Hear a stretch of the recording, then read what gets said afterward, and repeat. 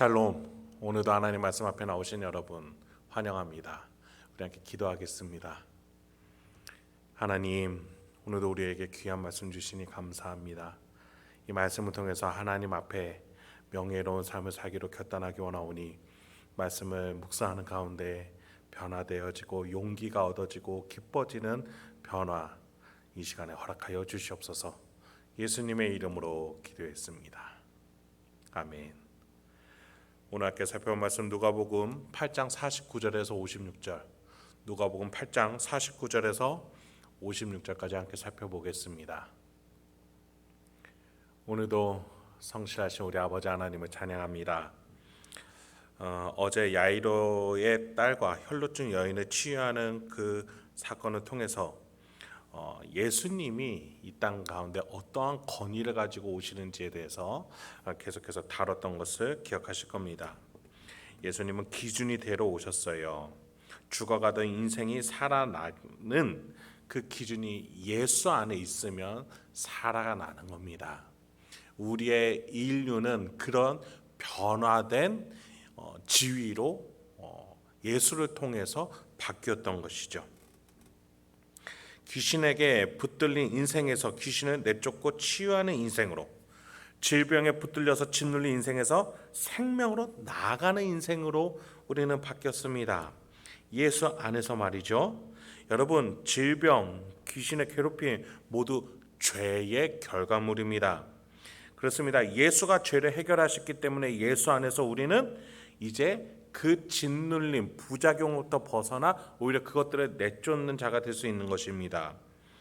그 죄를 해결하는 근원이 되시는 예수가 이 땅에 오셨으니 예수를 똑바로 믿을 줄 아는 것이 바로 올바른 믿음이겠죠. 그런 점에서 야이로의 딸 치유 과정에 남은 이야기를 마저 살펴보도록 하죠. 49절부터 51절입니다. 아직 말씀하실 때에 회당장의 집에서 사람이 와서 말하되 당신의 딸이 죽었나이다.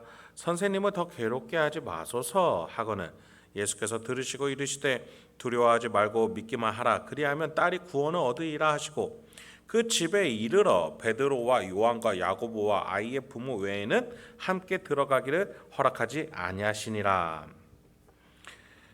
혈루증 여인에게 대화하는 바람에 시간이 지체가 되었어요. 그 사이에 소녀가 죽게 되는 너무나도 운명과 같은 비참한 상황이 일어났어요. 조금만 더 빨리 혈루증 여인과는 대화는 좀 나중에 하시고 그 소녀에게로 가서 치유하는 과정을 빨리 가져가셨다면 이 12살 아이가 살아났을 텐데 말이죠. 여러분, 그런데요, 예수님이 이 상황을 모르셨을까요? 지금 이 혈루증 여인과 대화하다가 이 소녀가 죽을 거라는 상황 아셨을 거예요. 그런데 예수님은 왜 시간을 지체하셨을까요? 분명한 의도를 갖고 계셨기 때문이에요. 아니, 일부러 늦게 가신 거예요. 분명한 의도를 가지고 예수님은 야이로의 집으로 가고자 하셨던 것이죠. 그래서 중간에 혈루증 여인이 만졌다라고 해서 능력이 빠져나간 그 과정을 사람들 앞에서 굳이 설명하는 시간을 가지기도 하셨던 것이죠. 그리고 마침내 야이로 집으로 가셔서 야이로에게 뭐라고 말씀하세요? 두려워하지 말고 믿기만 하라. 예수님은 야이로에게 믿음을 요구하세요. 여러분, 여기에서 이 믿음은 어떤 상황에서 가져야 되는 믿음이에요? 이 야이로는 자신의 딸이 죽어가는 과정을 지켜봤어요. 예수님은 불렀는데 아직도 안 오시고 계시는 그 상황 속에서 딸이 죽어가는 그 상황이었고, 그러면서도 아무것도 할 수 없는 자신의 모습을 또 보는 야이로였어요. 그 상황에서 하나님을 과연 믿을 수 있느냐? 아니, 믿어야 된다. 하나님은 반드시 생명으로 인도하시는 분이다 라고 믿으라고 예수님은 지금 요구하고 계시는 거예요. 여러분, 딸 자식을 잃은 아비에게 너무나도 가혹한 믿음이 아닌가 이런 생각하게 됩니다. 여러분, 우리가 서두에서 계속해서 말씀드린 바와 같이 지금은 예수님의 권위에 대해서 누가가 얘기하고자 해요. 예수님이 이 땅의 기준이 되어주실 때에 어느 정도의 의미를 가지고 이 땅에 오셨는지 분명하게 하기 위해서 예수님은 이 상황을 만들어 가고 계시다라고 누가는 소개해주고 있는 거예요. 혈루증 여인이 믿음을 가지고 자발적으로 능동적인 신앙으로 나옴으로써 그 세상에 어떤 인간도 의사도 치료하지 못한 것을 예수라는 이름 안에서 이 혈루증 여인은 믿음으로 자기 자신을 구원하였다라고 예수님이 평가할 정도로 예수님은 질병을 치유하는 기준이 되어 주셨어요. 그와 같이 야이로의 딸을 통해서 믿음으로 가지고 나오면 다 죽은 자가 다시 살 만큼 생명을 좌지우지하는 것이 예수다라고 지금 누가는 소개해주고 있는 것이죠. 여러분, 혈루증 여인에게서나 야이로의 딸에게서나 반복되는 것은 계속 뭐예요? 믿음이라는 거예요. 예수를 똑바로 믿는다면, 예수가 질병이 편만한 이 세계 가운데 육신이 죽어가는 모든 사람이 죽을 수밖에 없는 이 상황 가운데서 믿음을 가졌을 때, 예수에 대한 믿음을 가졌을 때 우리는 어떠한 영향력 아래로 들어가게 되는가? 그 어떠한 의사도 고치지 못하는 병을 치유하게 되고 죽었던 자가 다시 살아나게 되는 그 놀라운 영향력 아래로 들어가게 된다. 그것을 지금 가르쳐주고 있는 것이죠. 여러분, 여러분에게 예수는 어떤 분이에요? 예수는 과연 어떠한 기준으로 여러분에게 인식되어지고 있습니까? 여러분, 우리가 예수의 이름을 어떻게 취급하고 있는지를 이 본문을 통해서 다시 한번 돌아볼 수 있게 소망합니다. 52절부터 마저 보겠습니다.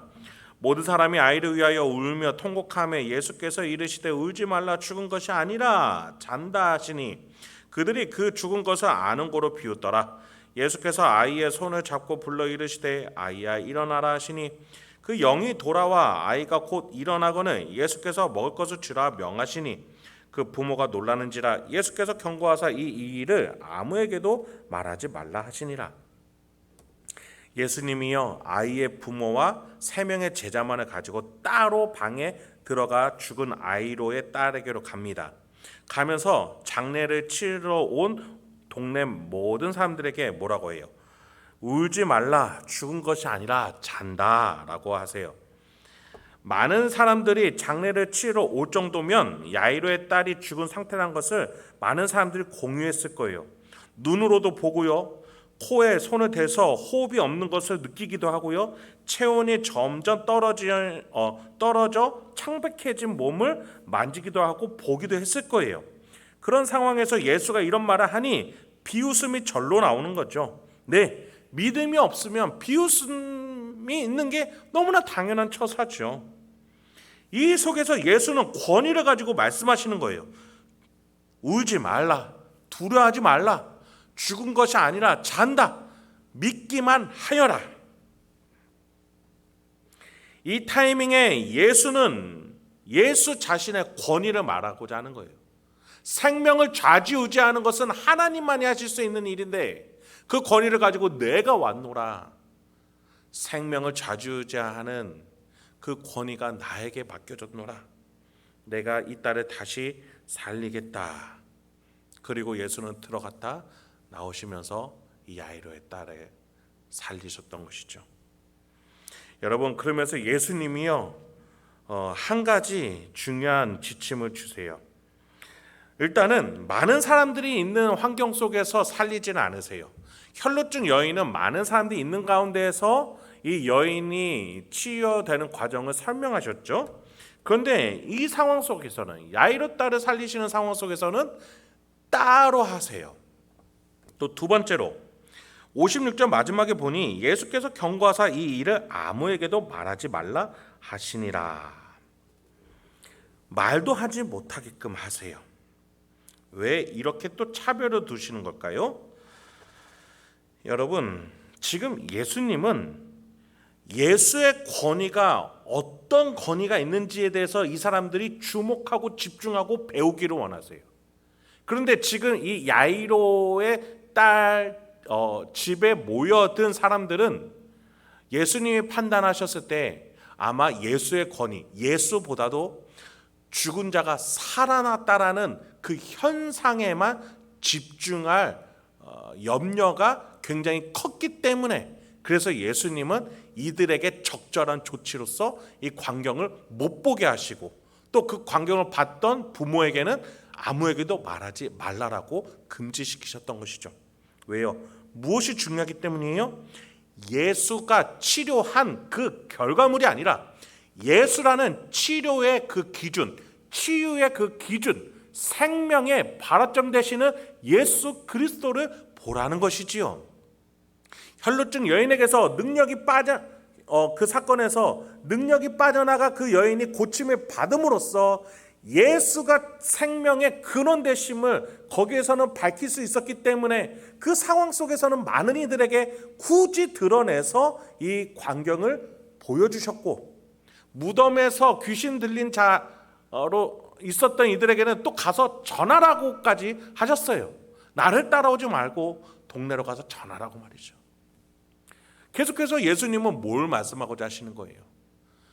귀신을 내쫓을 수 있고 병마를 치유할 수 있고 죽음까지도 이길 수 있는 예수 안으로 들어오라는 거예요. 이 권위를 믿으라는 것이지요. 그런 점에 있어서 우리는 내가 믿고 있는 예수가 어떤 이름인지를 우리는 분명히 해야 합니다. 내가 믿기만 하고 있을 때에 예수가 나에게 어떠한 것을 주실지, 병을 치료해 주실 수도 있고요, 내 마음의 병을 고쳐주실 수도 있고요, 내가 지독하게 겪고 있는 어떤 한 문제, 그 기도 제목을 응답해 주실 수도 있습니다. 여러분, 우리가 예수 그리스도라는 그 이름이 갖는 것이 주술적인 주문으로서 말하는 것이 아니라 명확한 믿음을 가지고 내가 그 믿음만으로 두려워하지 않고 나갔을 때 우리 성삼위일체 되시는 하나님께서 그 믿음을 통해서 어떤 역사를 해주실지 기대하고 고대하고 기도할 수 있는 저와 여러분이 되기 소망합니다. 예수의 이름을 명예롭게 사용할 수 있는 저와 여러분이 되기 소망합니다. 오늘도 예수의 제자로서, 머리 대신 예수의 한 몸 된 지체로서, 하나님의 자녀로서, 성령님을 모시고 있는 성전으로서 저와 여러분이 예수의 이름에 걸맞는 권위와 명예를 가지고 믿음을 가지고 나아가길 소망합니다. 우리의 하나님께서 우리에게 제때제때 필요한 것들을 다 주시는 분이심을 믿음으로 나아가세요. 주시지 않는다면 그 이유가 있음을 믿고 기다릴 수 있는 우리, 그리고 주실 것들은 속히 주실 수 있는 분이라는 것을 믿으면서 오늘을 살아낼 수 있는 저와 여러분이 되길 소망합니다. 오늘도 그렇게 명예롭게 여유를 가지고 사랑과 자비로 믿음으로 나아가는 저와 여러분, 그래서 가정과 직장, 일상을 천국으로 만들어 나가는 저와 여러분 되길 소망합니다. 마지막으로 우리 행복한 교회가 이제 12명의 태신자를 작정하고 기도하러 나가려고 하고 있죠. 이 믿음을 가지고 여유를 가지고 명예를 가지고 우리가 원수까지도 사랑할 수 있는 12명의 기도 제목 작정자를 결단할 수 있는 저와 여러분 되길 소망합니다. 오늘 우리 이 말씀을 통해서 또 우리가 누구를 사랑해야 될지 기도하는 가운데 하나님께서 주신 은혜를 기억하면서 우리가 오늘도 살아가는 저와 여러분 되길 소망합니다. 함께 기도하겠습니다. 하나님, 오늘도 우리에게 귀한 말씀 주시니 감사합니다. 이 말씀을 통해서 우리가 어떻게 살아야 되는지, 오늘도 어떠한 태도와 방향으로 나아가야 되는지, 어떠한 기준으로 나아가야 되는지 주여 깨닫게 하여 주시옵소서. 그래서 오늘도 하나님의 자녀답게 명예롭게 살아갈 수 있도록 우리 성도님들 각각 가정과 직장, 일상 속에서 꼭 맞는 치유의 권위 있는 예수의 이름이 나타나지는 놀라운 역사 허락하여 주시옵소서. 예수님의 이름으로 기도했습니다. 아멘.